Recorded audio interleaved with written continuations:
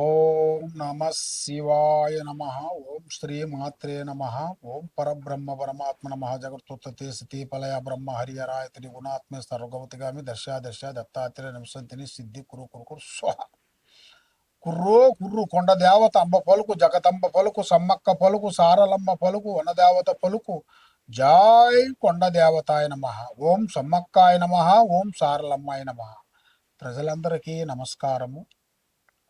2026 August నెల ఈ 12 రాసులకి స్థితిగతులు ఎలాగుండాయి, వాళ్ళ యోగ నక్షత్రం ఎలాగుంది, వాళ్ళు చేయాల్సిన కార్యక్రమాలు ఎలాగుండాయి. మరి చాలామందికి అదృష్ట యోగం, ధనప్రాప్తి యోగంలో అన్నీ వస్తుంటారు. చాలామంది మరి జాతక బలం తెలుసుకోవాలనుకుంటే వాళ్ళ జన్మ లగ్నం అంటే వాళ్ళ పుట్టిన తారీఖు తెలియదు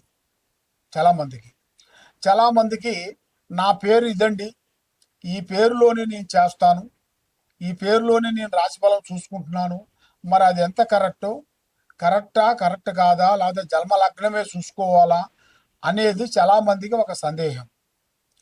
మెయిన్గా మనిషికి జన్మనాభం అనేది ఉంటే డేట్ ఆఫ్ బర్త్ అవన్నీ ఉన్నాయనుకోండి, మనం ఆ డేట్ ఆఫ్ బర్త్ ప్రకారంగా రాశి ఫలాన్ని అనేది మనం కంటిన్యూ చేసుకుంటూ పోవాలి. లేదు మనకి అది లేనప్పుడు వాళ్ళ నామదశ అనగా పేరు, వాళ్ళ పేరును బట్టి ఏ రాశి వస్తుంది, ఏ నక్షత్రం వస్తుంది అనేది దాన్ని పట్టుకొని దాన్ని ఎలాగ చేయాలి, ఎలాగ పూజా కార్యక్రమాలు చేయాలి, దాంతో ఎలా చూసుకోవాలి అనేది, ఆ నక్షత్ర గడియలు బలం ఏమిటి, మళ్ళీ వాళ్ళకి ఉండాల్సిన కుండలి యోగం ఎంతవరకు వచ్చింది, వాళ్ళకి జన్మయోగం ఎంతవరకు వచ్చింది, స్థానయోగం ఎంతవరకు వచ్చింది అనేది మెయిన్గా తెలుసుకోవాల్సిన విషయము. మరి ఈ 12 రాసులకి ఎలాంటి గ్రహాలు, సందేహాలు, డౌటు, ఏ సందేహం ఉన్నా కూడా తప్పకుండా ఈ కింద ఉండాల్సిన నెంబర్కి మాకు సంప్రదించండి.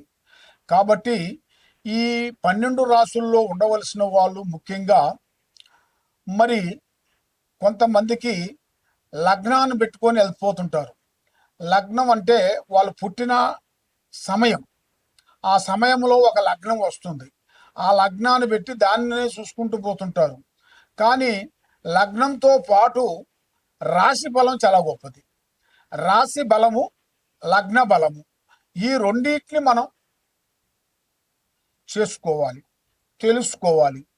మీకు తెలిసిన దగ్గరలో ఉండాల్సిన ఏదన్నా గురువుల దగ్గర కానీ, లేదా డైరెక్ట్గా మా దగ్గరికి వచ్చినా కూడా మీకు ఏ రాశి వస్తుంది, ఏ నక్షత్రం వస్తుంది, ఏ స్థానం అనేది మీకు వెలుగులో ఉంది, యోగస్థానం ఎంతవరకు వచ్చింది, యోగ కుండలి ఎంతవరకు వచ్చింది, స్థాన చలనం ఎంతవరకు వచ్చింది, లగ్న యోగం ఎంతవరకు వచ్చింది, కళ్యాణ బంధనం ఎంతవరకు వచ్చింది అనేది మేము ఎన్ని చూసి జాతక చక్ర గణితం అనేది వేసేసి చూసి అన్ని విషయాలు మేము చెప్పగలుగుతాం.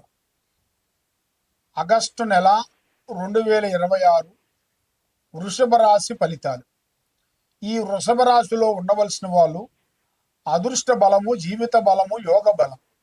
మరి ఇలా జాతక యోగాన్ని బట్టి చూసుకుంటే ఈ నెలలో వీళ్ళకి 16, 17, 18 ఈ 3 తారీఖుల లోపులో వీళ్ళకి పట్టిందల్లా బంగారము, మరి వీళ్ళకి విదేశాల ప్రయాణము రాబోతుంది. మరి ఎన్నో రోజుల నుంచి ఎదురు చూస్తున్న ఉద్యోగ విశేషాల్లో కూడా ప్రమోషన్ మార్పు రావాల్సింది కూడా అతి దగ్గరలోనే ఉంది. మరి రాజకీయంలో కూడా కొన్ని మార్పులు రాబోతున్నాయి. రాజకీయ నాయకులందరికీ కొన్ని అవకాశాలు రాబోతున్నాయి. ఎన్నో రోజుల నుంచి ఆ రాజకీయంలో కూర్చొని ఎంత సేవ చేసినా కూడా అక్కడ మీకు అనుకూలంగా లేని దానివల్ల మిమ్మల్ని గౌరవించినట్టుగా, ప్రేమించినట్టుగా, కాబట్టి మీరు ఆ పార్టీలో నుంచి మళ్ళీ కొత్త పార్టీకి కానీ, వేరే పార్టీకి కానీ, పాత పార్టీకి కానీ వెళ్ళే యోగం అనేది ఒకటి కనబడుతుంది. అది కూడా మీరు ఊహించుకోకుండా ఒక అదృష్ట ఘడి అనేది మీకు రాబోతుంది. మరి వ్యవసాయంలో కూడా మంచి పంటలు, ఈ 2 పంటలు, సంవత్సరానికి 2 పంటలు మంచిగా అభివృద్ధిగా వచ్చే మార్గాలు ఉన్నాయి. మరి ఆ పంటల్లో కూడా మీరు ఎక్కువగా పొత్తు అనేది ఎక్కువగా ఉండకూడదు. మీరు కొన్ని కౌలుగా తీసుకున్న భూములు కూడా మీ సొంతంగా చేయాలి. కొన్ని కవులుగా తీసుకున్నవి కూడా వేరే వాళ్ళ దగ్గర మీరు తీసుకొని ఇంకా వేరే వాళ్ళకి ఇచ్చి మధ్యలో మీరు ఎరక్కబోతారు. దానివల్ల మీకు ఎన్నో సమస్యలు రాబోతున్నాయి. కాబట్టి అలా చేయొద్దండి. కాబట్టి భూమి విశేషాలలో అతి జాగ్రత్త తీసుకొని ఎవరి దగ్గర మీరు కవులుగా తీసుకుంటారో అక్కడ మీరే దాన్ని చేసి ఏర్పాటు చేసినట్టుకైతే మీకు అన్ని విధానాలుగా విజయవంతం అవుతుంది. మరి ఈ యూట్యూబ్ రంగంలో ఉండవలసిన వాళ్ళు, సినీ ఫీల్డ్లో ఉండవలసిన వాళ్ళు, వేరే బిజినెస్లో ఉండవలసిన వాళ్ళకి ఇప్పుడు ఒక మంచి అవకాశాలు కొన్ని రాబోతున్నాయి. మరి ఇలా జాతక యోగంలో చూసుకుంటే ఒక స్త్రీ నుంచి అదృష్ట యోగం పట్టబోతుంది. ఒక స్త్రీ నుంచి ఎక్కడికో పెద్ద స్థాయికి ఎదగాల్సిన యోగం కూడా కొంచెం రాబోతుంది. మరి ఇలా జాతక యోగంలో చూస్తే భూమిలో బంగారం దొరికే అదృష్ట యోగం ఉంది. అంటే భూమిలో లంక బిందులు దొరికే అదృష్ట ప్రాప్తి యోగం అంటారు. ఈ వృషభ రాశి వాళ్ళకి అదృష్ట ఘడీలు అనేది దగ్గరకు వస్తున్నాయి. మరి ఎన్నో రోజుల నుంచి వీళ్ళు ఎంతో కష్టపడుతుంటారు. కానీ ఎంత కష్టపడ్డా కూడా చెడమ తీరికుండదు, దమ్మెడ ఆదాయం ఉండదు. ఎంత సంపాదించినా కూడా వీళ్ళ చేతులు ఎక్కువగా డబ్బు నిలబడదు. ఇలాంటి సమస్యలతో ఎన్నో బాధలు పడే వాళ్ళకి ఒక మంచి అవకాశం అనేది ఎదురొచ్చే మార్గాలు కూడా కొన్ని దగ్గరలోనే కనపడుతున్నాయి. మరి ఇలా జాతక యోగాన్ని బట్టి చూసుకుంటే ఇలా జాతక యోగంలో అదృష్ట కళ అంటే ఒక స్త్రీ నుంచి ప్రేమియటం, ఒక స్త్రీని ప్రేమియటం కానీ, స్త్రీ వచ్చేసి పురుషుణ్ణి ప్రేమియటం కానీ ఈ వృషభ రాశిలో ఉండవలసిన వాళ్ళకి, ఆడవాళ్ళకి కానీ మగవాళ్ళకి కానీ ఎవరికైనా కానీ ప్రేమించినప్పుడు కొద్దిగా ఆలోచన చేసి, ఐడియా చేసి ఆలోచించి మీరు ముందుకు పోవాలి. ఏం పర్వాలేదులే అనుకొని మీరు ప్రేమించిన తర్వాత మధ్యలో వాళ్ళు కళ్యాణం చేసుకునే టయానికల్లా ఏమవుతుందంటే వాళ్ళు ఏదో ఒకటి చెబుతుంటారు. మాకు నాన్నగారికి ఉద్యోగం రాలేదు, నాకు ఉద్యోగం రాలేదు, మేము ఇల్లు కట్టుకోవాలి, అది చెయ్యాలి, ఇది చెయ్యాలని ఏదో మీకు లేనిపోయిన మాటలు చెప్పి మిమ్మల్ని దూరం చేసుకుంటారు. కాబట్టి మీరు ఆ ప్రేమకి మీరు దూరం అయిపోతుంటారు. కాబట్టి అలాంటి మీరు తప్పులు చేయొద్దండి. ఏదైనా కానీ ఆలోచించి ప్రేమించేటప్పుడు ఒక ప్రేమ అంటే 2 అక్షరాల ప్రేమ.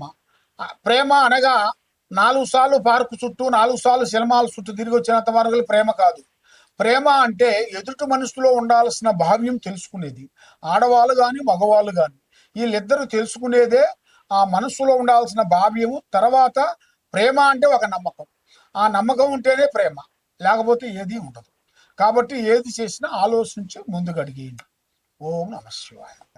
ఆ విధంగా మరి ఎక్కడెక్కడో వెళ్ళి జ్యోతిష్యం చెప్పించుకొని నిరాశ చెంది బాధపడుతూ ఎన్నో పూజలు చేసినా, ఎన్ని గుళ్ళకి వెళ్ళినా, ఎక్కడికి పోయినా ఏ పని కాకోకుండా, మనశ్శాంతి లేకోకుండా మీకు ఉండదు. కాబట్టి మరి మీకు ఎలాంటి సందేహాలున్నా, మీ ఇంట్లో ఏముంది, మీ ఒంట్లో ఏముంది, మీ పిల్లల మీద ఏముంది, మీరు చేసే పిల్లల చదువులో ఎలాగుంది, మీరు చేసే ఉద్యోగంలో ఎలాగుంది, మరి మీకు ఎలాంటి సమస్యలు అనేది ఎదురవుతున్నాయి, మరి మీకు ఎలాంటి గ్రహాలు మీకు ఎదురవుతున్నాయి అనేది మీరు తెలుసుకోవాలనుకుంటే మరి ముఖ్యంగా మేము అమ్మవారు పూజా బలం చేసి మాఘశుద్ధ పౌర్ణమి రోజున మేము ఈ వేర్లు అక్కడ అమ్మవారు పూజా బలం చేసేసి అక్కడ మేము ఈ వేరుని తీసి భూమిలో నుంచి తీస్తాం.